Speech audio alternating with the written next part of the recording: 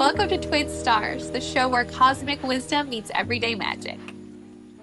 I'm Josie, artist, astrologer, and chakric pagan. I tend the intersection of ritual and art, where I create custom tarot portraits, alchemizing your sun, moon, and rising signs into visual spells of you and for you. And I'm Jamie, astrologer, hypnotist, Akashic record reader, and the mystical CEO behind the House of Mage. I help you align with the rhythms of the moon, rewire your inner world, and awaken the part of you that was written in the stars and etched in the records of your soul. We created this podcast to guide you, our fellow Starlings, through astrology, energy, and the unseen forces shaping your life. When Starlings come together, they shine brighter, activating our light through connection, instinct, and shared magic. So close your eyes if you can. Breathe into your belly. Feel the fire flicker, the spark of instinct, the pulse of truth. Aries teaches us that rage is sacred and that action is holy. So under this full moon energy, may the fire fuel clarity and your warrior heart rise. Let's begin. That was beautiful. Something I really needed to hear as we go into vibe check here. It was a wild ride through eclipse season. I had a rough time, and it's kind of like the culmination of a year-long thing that's been going on, because I've just had these huge shifts happen during eclipse season. So I lost my housing in the spring, and I moved, and it was a very long process of moving because of not really being prepared for the change when it came about. So it was just like a big moving process. And then I started living 90 miles from my job and worked all summer from afar, staying sometimes in one place and sometimes in another. And that was very sort of disheveling, to say the least.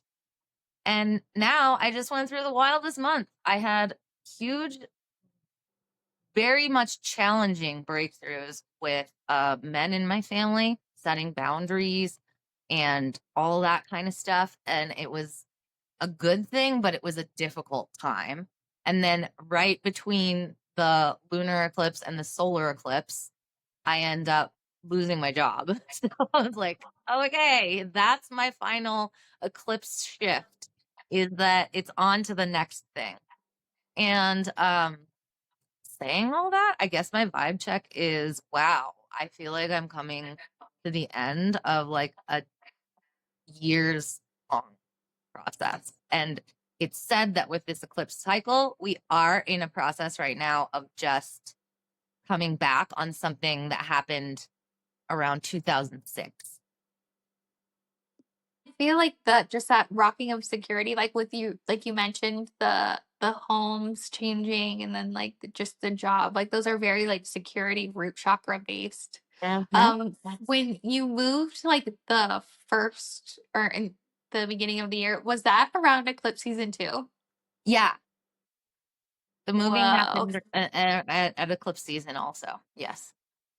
Damn. And this is totally off topic of vibe check, but your outfit is kind of giving me like Harry Potter like at school vibes. Oh, So I just had to say back that. to school. Back to school time. If you were part of a house, what house would you be part of? Oh, Ravenclaw. Yeah.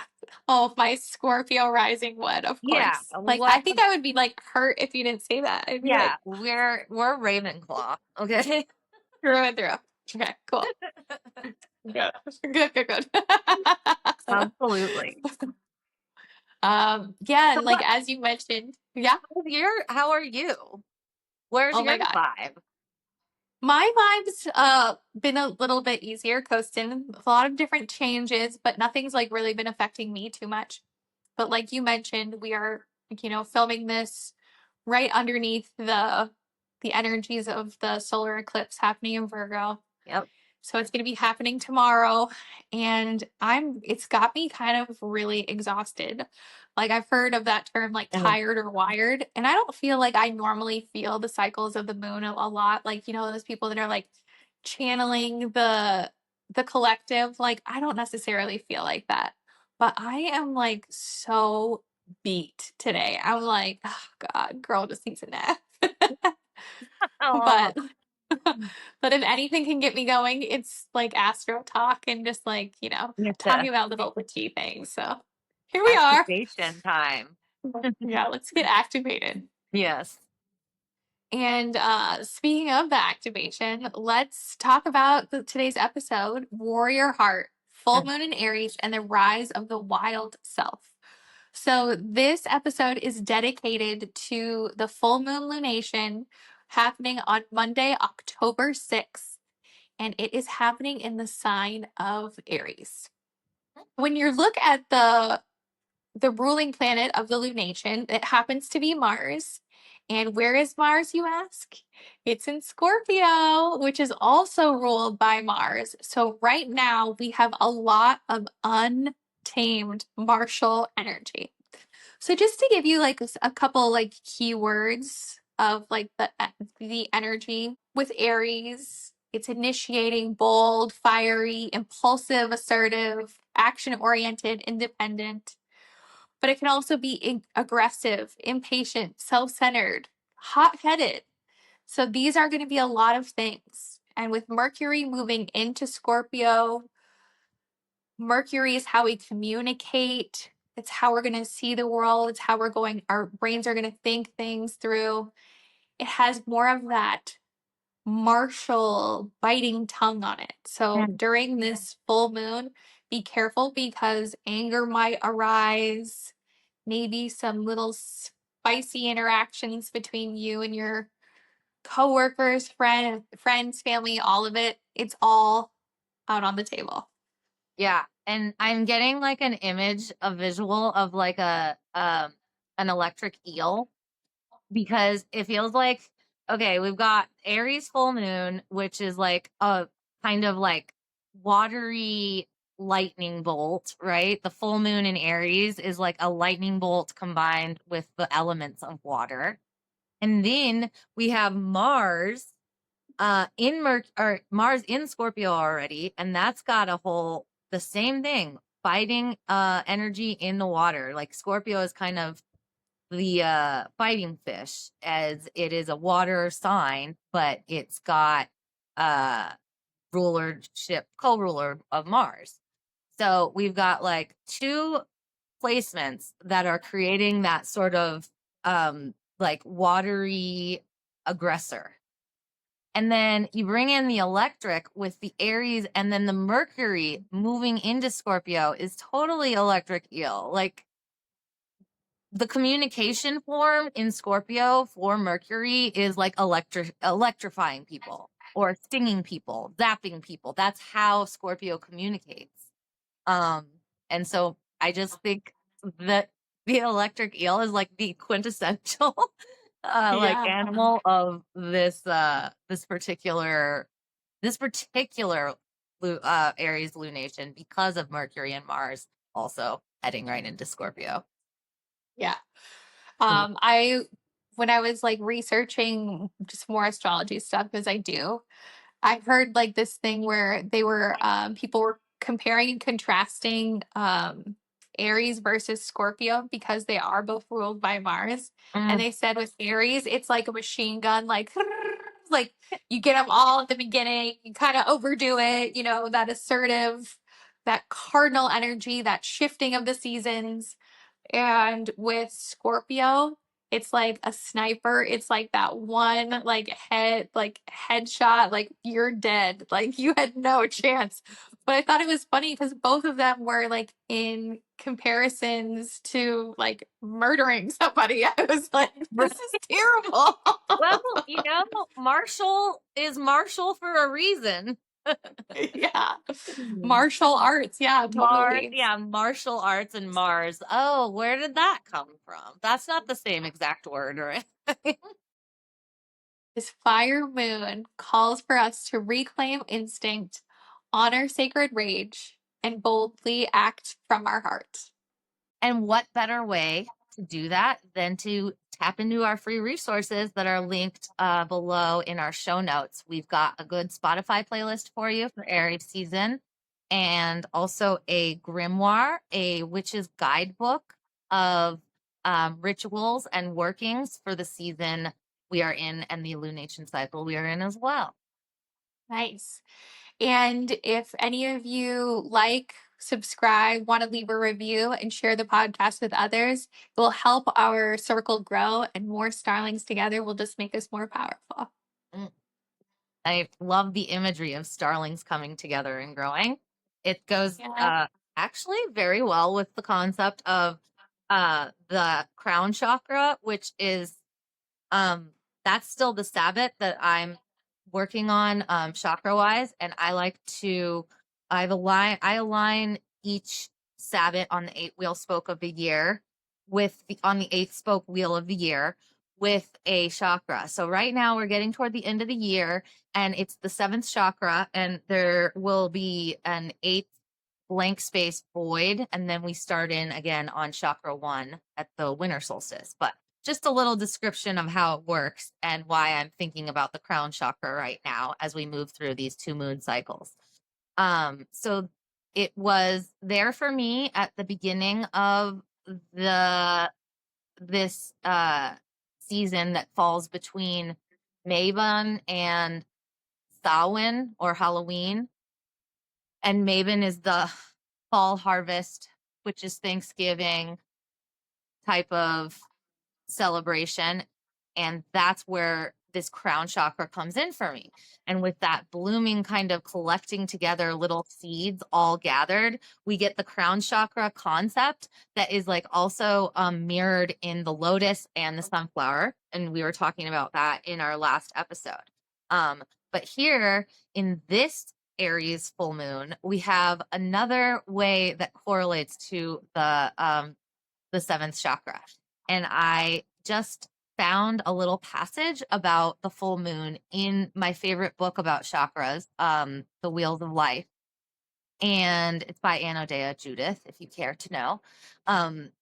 She describes that the crown chakra is like the full moon. And so of all the chakras, the full moon that happens at this time of year feels to me like it would very much be an identifier of that energy, of that crown energy being like a light source between us and the heavens. So I'll read it to you guys, what she says, because it's pretty great.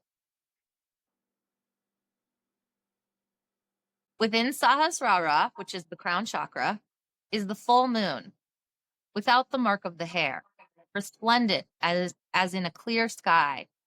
It sheds its rays in profusion and is moist and cool like nectar. Inside it, constantly shining like lightning, is the triangle. And inside this again shines the great void, which is served in secret. Some say the petals turn upward toward the heavens. Ancient texts say they turn downward, hugging the skull. The petals are believed to be a lustrous white. And so there's a couple of things in there that like really stick out for me for this period of time. With an Aries full moon happening every year, and Aries like having that lightning bolt energy. And then within the lightning bolt energy follows this great void, which is the thing that comes after this sort of last jolt of like activated energy before we go into this really productive time of year. Yeah. It was kind of interesting hearing the reading too, because when I do energy healings, like when I'm in someone's space and I actually like to go and feel, all the chakras, the chakras petals really are moving up. It feels like a crown that kind of sits on your head. Mhm. And when I am looking at that, sometimes I can even see like someone's like origin of where they came from, like Atlantis, or sometimes it feels galactic, and it's like there's a city living up there, but it feels like it's moving that way. And what that makes me think of is with the ancient texts, like maybe it was down, like they did face down, and that over time that we have evolved. Because I know that in the course of my life and like doing energy work for the past 20 years, that there has been so many shifts that like energy doesn't flow the same way that it did 20 years ago. It's like Mhm. really, really different. And it's just like, I don't know, it's brought up like a lot of stuff just thinking about the crown. I don't mean to derail up. You know, I really just want to talk about the Aries full moon, but it just really got me thinking. I love it. Well, and then, like, yeah, what a good time to go to like really think intensely about the connections between all of those things. And it's just like so much of spiritual, like spiritualism, for lack of a better word, it is evolving so much. Like, I know that when we were young, like the eight Lions Gate, like that was not a thing. Like, Mm-mm. no one cared about that. And you know, now these days, and just like these portal days and 999, that's going to be coming up soon, or Mhm. no, it happened already, but like the 1010, it's Yeah. just so interesting how we are in this evolution. And you're talking about an evolution. You're talking about correlations and connections between the chakra pillar and the eight spoke wheel, and how like the eight spoke wheel has been in some shape or form, like the rituals have happened since the beginning of time, for all we know, like Stonehenge, Mhm. all of these different like pyramids, Giza, like we know that certain times of year activate these things, and having our light body activated by those things too. It's just really fascinating. So thank you.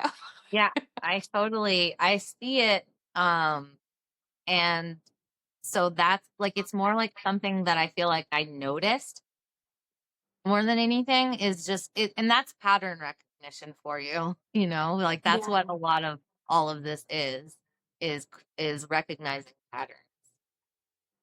Yeah. Do you think that the pattern recognition comes from your Aquariusness? Yeah, for sure. I was Definitely. just And so like wondering. all of them, I can like, I can make each everything line up in my brain. Like one, I used to read a lot of books about different religions just to understand what the religion was. Out of curiosity, you know, I'll probably get back into that because I haven't read anything about other religions in a long time. But I immediately saw like how each system is just the same with a different like cast and crew. You know, it's the same story, different cast and crew. And that's how I feel about, you know, the spiritual aspects of religion and the spiritual aspects of all of these different philosophies and systems. Yeah, it's really interesting. Well, I like your pattern recognition. Back to that full moon in Aries. Good detour. Yeah, sorry, but it, you know, the full moon in Aries is about igniting will, and so I think that there was something where you sparked my instinct. You did create some level of primal clarity, so like it Yeah. really did like hit on those points. I was like, ah, this is so interesting and fascinating. But you know, as full moons come together, it is a culmination of energy. It is a time where things are released, things illuminate, things that we didn't know that were going to be happening are happening. And because of that Aries energy, the Aries is the very first sign in the zodiac. So it initiates the whole zodiac wheel, not the pagan wheel, but the whole zodiac wheel. And in doing so, that takes a lot of courage. It's got a spark to it. It is beyond just like the initiation. It's a trailblazer. It's innovating. It's, you know, moving forward. Doesn't even care about the past because it doesn't even have a past. It doesn't care about the future because they're living in the present. And so these are the things that are going to be kind of more activated around that October 6th time. And because of that, and all of like the what we mentioned, all of the different Scorpio influence of Mars being in there, the ruler of Aries, and then also Mercury moving into Scorpio, there's just like such a huge likelihood for there to be sharp words, also to have some major clarity about things.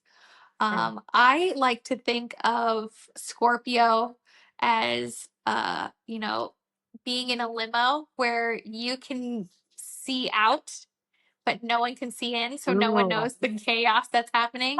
Or like Anna Wintour glasses, like you can never see yeah. what she's like, what she thinks, but she's like clocking everyone. So there's like a real geniusness to Scorpio, and really good at getting underneath things, knowing the truth. They have like a lie detector, like bam, they know what's real and what isn't Mm-hmm. immediately. It's like instinct. So these are all the things that are going to be like coming up around that October 6th time. And so then it's just, be mindful. Try not to hurt someone's feelings unless you want to. And also, like, if someone hurts your feelings, they might not really mean it. It's just let it pass. You'll feel better in a couple days. And, we're just playing with fire, quite literally, for this lunation. We are. We're playing with fire, like literally. And that's like what that Aries full moon's about too. Like juggling fireballs or something. I don't know. I'm getting all kinds of visuals on this. Um, but that sacred rage as a compass, like that is something that is a really I start to think about during this time of year, and it's been super important to me in the last several years of my life. I feel like I spent the first half of my life with like uncontrollable anger that controlled me more, and it wasn't the goal to control it. The goal was to nourish it and nurture it and give it the space for to be sacred in and of itself. So I feel like I like to sort of do work around that from the time of year that starts with the Aries full moon and goes through Scorpio season, because those two things to me already sort of activate my anger inside. And I feel like it's this really important, like, kind of superpower. And so as I have needed to learn to not like have outbursts in the world, I have gone from being like, oh, we should let go of anger, like with sort of like a passive mentality I used to come to it with, to being like, no, I want to honor it and let it rest and give it boundaries and hold it in a safe space. And I think of it as like my little dragons in the cave. So that's for me is a super big part of this upcoming full moon. And then sacred anger is like a super big part of my life currently. So around this time of year, I just love to like really put my teeth into that. Well, and it's kind of cool because, like, for deities, we picked Artemis and the Hunt. And Mm. I feel like she had some like major rage moments where she kind of like lashed out a little bit for more than she needed to. Like, someone saw her naked and a hunter saw her naked, and then she turned him into a stag, and then the stag was eaten by her dogs, like, or by his dogs. Yeah, by his own dog. Like really raging response, a very raging response Very, very to raging. being creeped on. For real. But it's so interesting that you're like talking about like the dragons and tending to your dragons, because I'm just like, because that's such like a Ramsay Bolton moment, like to get Mm. devoured by your own dogs is so Oh, right. Yeah. brutal. A lot of Game of Thrones going on right now It really is. between the Um, cosmos and us down here on this planet. yeah. And it's just kind of crazy how, I mean, there's so much to Artemis. She could not be simplified. Like, her Mm. just raging out is just like one portion of her. It is not all of her. She has like so many different facets in which she's very kind and beautiful and deliberate. I think that when it comes to female characters, it's really easy to oversimplify them as just being like one archetype. And truth is that we all hold multitudes. Like, we're all so complex. And I Mm. think that's in some ways what makes women a little bit terrifying, to be honest. Those complexities. Yeah. and dichotomies within. I have a lot to say about Artemis as the protector as it correlates to Sacred Rage, because I believe the archetype of the protector is like the quintessential embodiment of Sacred Rage, in that, and especially as a woman protector, because it's like the mama bear, and the like the protection from a mom is almost always fueled with a bit of rage.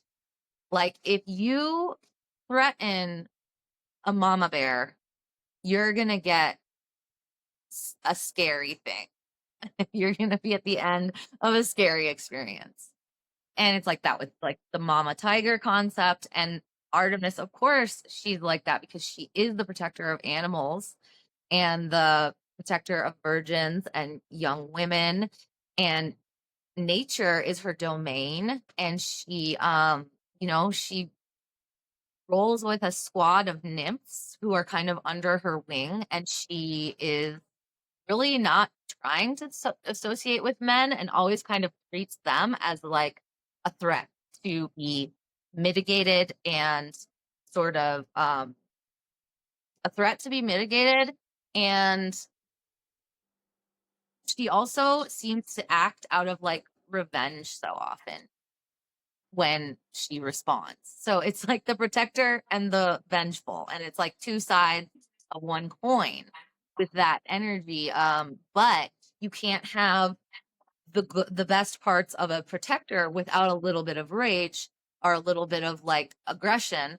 And so the protector needs to do something with their rage, which is, take care of it and keep it sacred and make it you're not making it anything. It is a matter of nourishing, I believe. And I've come to that conclusion after feeling like it was something to be tamed and squashed. Now it's like, no, it just needs to be nourished and honored. And that's what Artemis is all about. And that's how we get her for this time of year. She she was born in an unjust situation, as she was the daughter of Zeus and a mistress of his, the Titan Leda. And Leto was cast aside from Olympia by Hera, Zeus's wife, and father of many of his children. She was cast aside because she was pregnant with Zeus's two children, the twins Apollo and Artemis. So Artemis is born as a castaway, and her mother is a castaway of the community that they exist in. And Artemis comes out with this this just sense of responsibility and knowingness of what she wants. She's born to her mother, and her mother is alone in the world when this is happening because she's been cast out of her community by Hera. And when she does that, Artemis just is born and then helps her mother deliver Apollo. And so she's just instantly like there protecting. And her mother is the first entity that she protects, and remains the most important because she strives for her mother's justice throughout her life, for her loss in status as a titan amongst the gods and goddesses. She fights for it, and her rage is fueled by a desire for retribution and justice, and righting wrong. But the irony too of like her also being the goddess of like midwives, because Yeah, like that was the and first birth. thing she did. Mhm, It's like, all those things. It's like the balance is kind of crazy. And mhm. what I really like about her is like a deity paired with Aries is that like she just came out like knowing what her mission was, like knowing what the plan was. And it's like, I don't know if you guys have a lot of Aries people in your life, but like they know what's up. You can't tell them anything. Like they are smarter than everybody. Like just listen to them. Your life will be better if you just do what they say. I think the Aries sons I know are the most likely to like deliver a baby with no qualifications whatsoever. Now that I'm thinking Yes. about it, I don't know. It just speaks to reality for me. Yeah, for real. I totally agree. Um, and then the other thing I really love about her is the myth where she like goes to Zeus when she's 3 years old and she has this laundry list of like things that she needs and she wants to remain a virgin her entire life. And I think like during that era, it didn't really mean the same thing that it meant now. And it was much more of like, I don't have to be married and be subservient to a male because that's really what that age was like. Mhm. And then she asked for like a bow and arrow from Cyclops, like a bunch of nymphs, a bunch of dogs, like to be in charge of the wilderness. And in her like adventurer way, she doesn't even, well, Zeus grants it to her, but she wants to go out and get these things. Like she's like, I don't necessarily need to be handed it, but now that you said I can get it, I'm going to go claim all of my belongings. And that's just like such a trailblazing Aries kind of quality to know what they want and then to go out and get it. That sacred action becoming holy. Absolutely. And something I don't think that we touched on, but that uh, Artemis is a goddess represented, or she is a goddess of the moon, just like Apollo is a god of the sun. Like Mm. there are actual in the Olympian times, like there was, I think Selene is like the actual moon goddess, but Artemis is one as well. So like that's another kind of reason that we thought that she would be good to play in this. And also Yes. the act of the hunt. So it's like, Yeah. you know, I prepared a little myth for you to just kind of go over these different ideas of like just the moon, the hunt, and Artemis itself. Long ago, when the silver moon first rose, Artemis roamed the forest with her nymphs. Bow in hand, she guarded the wild, protector of those who could not defend themselves. Her arrows struck, not always to kill, but to remind mortals that the hunt was sacred, not for sport. One night, a great stag appeared, antlers crowned in starlight, eyes glowing with ancient knowing. This was no ordinary creature, but a shadow stag, born of the first darkness of earth. It darted between trees, neither beast nor spirit, a test by fate. Artemis felt her fire rising, but within this came a whisper. If you take this creature, you claim dominion. If you let it go, you honor mystery. For days she pursued it, crossed ridges and rivers until beneath the eclipse darkened moon she chose a single arrow. The shaft struck true, but instead of blood, the stag dissolved into stars. Constellations spread across the heavens, guiding sailors and dreamers. Lowering her bow, Artemis saw the truth. The hunt is not about conquest, but devotion, balance, and surrender. And so the hunt of Artemis became a legend. To some, a warning not to overreach, to others, a blessing. That when you chase what cannot be caught, you find what cannot be lost. To this day, hunters whisper prayers to her, not for the kill, but to honor the wild that runs forever free. Isn't that great? I love that. It's so perfect.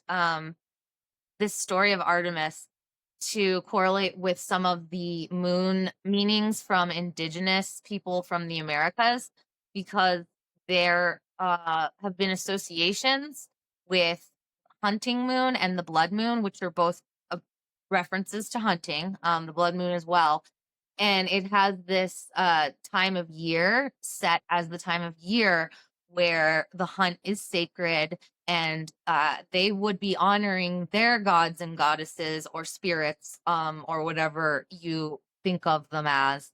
And those would be the similar spirits to Artemis, the spirits who do protect nature and who do are the rulers of both the hunt and the protectors of the animals, like the balance that we have to keep as we continue to be, you know, carnivorous creatures or whatever the case may be, finding a way to honor the gifts that we receive from things such as hunting. So I like so much that it, once again, like Artemis goes with that Aries full moon, and the Aries full moon is also the hunting moon. And Yeah. it's just connect the dots all over the world, and people are going through similar feelings in the hemisphere that you're in. It would be very much reversed in the southern hemisphere, but they have their experiences as well that are all Yeah. linked together. Yeah, absolutely. And it's also, this is a really interesting time period regarding this Aries moon, because so this year we had the eclipses and they've happened in Pisces and Virgo, and we got a black moon, which is a second Virgo new moon, and that was where the eclipses were. So the eclipses are like this wormhole effect. Then you get a lunation reversal, so that now we've had 2 new moons in Virgo, and the next full moon is going to be in Aries, which is not the opposing sign to Virgo. Aries is the opposing sign to Libra, and now the Libra new moon is going to happen after the Aries full moon. Once the lunation reversal happens, this will set several months of having the full moon that opposes the new moon happen first. So we're sort of starting the energies with the full moon and carrying them out and finishing them with the new moon for the next like six months at least. I haven't looked quite far enough ahead to know how far that goes. But yeah, we're going to be in this reversal cycle right after these huge eclipses that also happen to be the eclipses happen to be eclipses that solidify almost a 20-year cycle. Um, so there we are, like with all of these series of events happening that are really flipping the world upside down and changing the perspective and the order of operations. So are you saying that normally that the new moon happens first and then the full moon happens second, and so it's like in every season as like they change, like I was Aries season, it'd go Aries new moon and then Libra full moon, and like that's how it'd be, but now it's switched, so we're gonna be experiencing the full moon, that culmination energy before the seeding energy yeah, of the new moon. exactly. Huh, that's so interesting. I've never paid attention to that rhythm before. How cool. Thank It you. really, yeah, it's kind of cool. Of course, it really bothered me when I found out that sometimes we have to do the full moon energy before the new moon energy as the pair. That went all against my need for like some sense of structure in the world. I was like, no, not another thing that gets flipped upside down all the time. But now, of course, I'm embracing it and embracing Yeah. the complexities of the structure of the patterns that we move through as we spiral through the universe. Just paying attention to that level of practical magic in terms of like maintaining the cycles and feeling into the cycles. You know, we have quite a few other little things and tidbits for practical magic just to really like sweeten the deal so that you can optimize the energy of this Aries full moon. We do. I'm a fan of these practical magic sort of activities I want to talk about, because I've said that I've had like a very intimate journey with anger and rage. And so for me, these practical magic things are really good, even like just mental health care, basically. Um, 3 things you can do. One would be like move the fire through breath work, music. Spotify playlist would be a good one for that.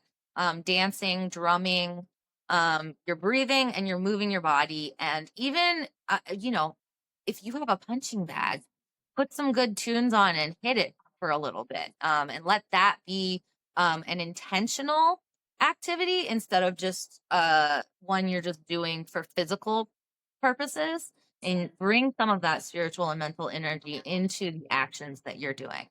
But yeah, of course, I'm going to be dancing to playlist quite a bit and Yeah. screaming the lyrics to at least half of it. Another thing, the second thing would be just to make one decisive choice that you have been meaning to make. Act boldly. Take a step and do it with confidence. And especially find one that is specifically something you've been on the fence about or have been afraid of or afraid to like come to pass with. And thirdly, I love a good write and burn ritual. So sacred anger ritual, just write down something that enrages you on a piece of paper, and then you're gonna burn it and use some of the ash to smudge yourself as a fire blessing. When you said burn it, I just like saw flames in your eyes, like, oh, burn it. And then you burn it. And with Mercury moving into Scorpio, this is the perfect time to do some like journaling to find out what's alive in you. So, really just explore what kind of emotions, what wants to come to the surface, like dig deep. Um, Scorpio likes the deep and it likes to transform things. So by asking yourself questions and have that automatic writing that brings in that Mercury energy, and then you can figure out what you're resisting, and then you can figure out what you really want to act on. It's a great little astro hack. Awesome astro, indeed.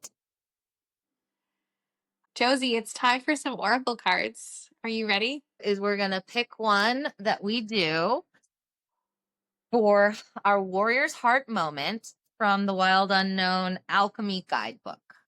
And so this is Kim Kranz's Alchemy deck, and we pull one random for these Oracle card moments. And this one is the Sun's Splendor. Oh, and I love the image because it looks a lot like the collage that I made for our last episode, which was the Virgo eclipse, and it was also the Maven autumn equinox. And what we have here is like a sunset vibe going on, and sun splendor. Those words I feel are very much the that's what's we get at this time of year when we watch the sunset, because we're getting our last days of like more light than dark, and it's sort of like a bittersweet goodbye to the sun that is just the most beautiful. Because I do feel like I get the most beautiful sunsets at this time of year too. It's like the most beautiful the light gets is right before it goes away, and then it has a bunch of gems in a rainbow over top, and flowers and a waterway with the sun setting behind it. And I did that for Maven digital collage. It's basically a goddess with over water with plants along these lines, and then the sun setting behind. Oh, and of course a sunflower crown for the season as well. Mm-hmm. This one I like as a really direct hit too to this transition to the Aries full moon and the hunting moon, because the other thing is I feel like there's a piercing in the sun's splendor, and that piercing is similar to the energy of what you do when you're using a bow and arrow, and that light is very piercing at that time of day and that time in this time of year. Let's find out what Kim Kranz has to say about it. Splendor Solis, sun splendor, generosity, health, and abundance. Ah, revel in the glory of Splendor Solis. There are several cards in the alchemy deck that relate to the sun, yet this card specifically depicts the long-term effects of its radiance. Think abundance, fulfillment, and altruism. Envision celebration and collaboration, but is it possible? In our complex world, the sun's splendor says yes, one day and one ray at a time. When Splendor Solis arrives in the laboratory, the alchemist realizes that kindness and generosity are the secret ingredients. All other paths fall away. Through giving back to others and to the world, we become more like the sun itself. Radiant light, expecting nothing in return. Don't know where to start with this? Thank somebody. Thank them, and then thank another person. Soon, the alchemist finds they are not alone in their laboratory, and miracles arrive both small and large. Ponder the divine masculine. I like that for Aries energy too. Divine masculine. I also like it just for this goes back to opposition energy, which is kind of a highlight right now, having come off of the autumn equinox and moving into talking about the full moon energy. I always feel like the full moons surrounding the equinoxes do this weird, like they're like part of the energy getting polarized and balanced at the same time, and like polarization and balance and polarization and balance. And I feel like that concept of the sun setting is exactly about that too, where it's like we're always asking, what is the balance between light and dark in us? And I feel like the sunset is very much like harvest energy, like a day well spent when you get to like be outside and be graced with some like such majestic beauty that you're like, how can life be this gorgeous? Like how?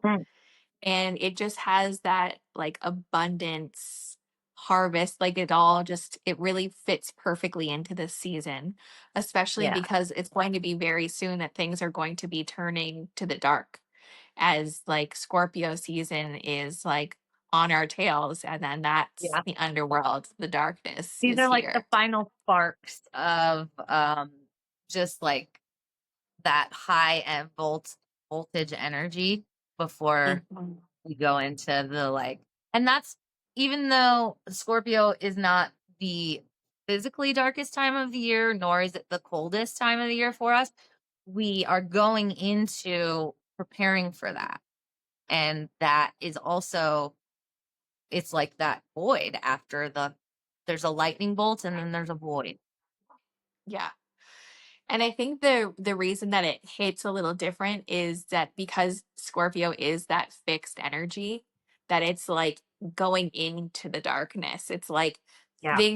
they were alive and now they've currently just died. And so it's like that decaying kind of energy before it gets like Right. into that, you know, Sagittarius. But Sagittarius just is so expansive. It's just like it just doesn't Yeah. hit the It's like same way. so dense. And that's going to be another, like, from one thing to the next cycle where we go from this dense, like, singular energy in Scorpio to the exact opposite of like the most expansive, all is everything energy of Sag.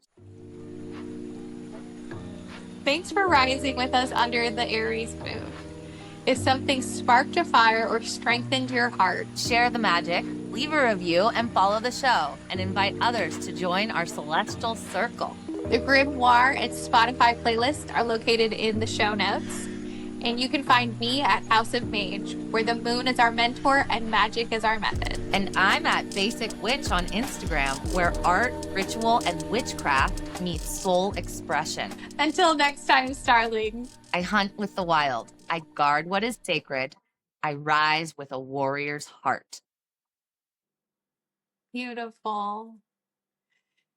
And so it is. Have a good one, guys. Bye. And so it is.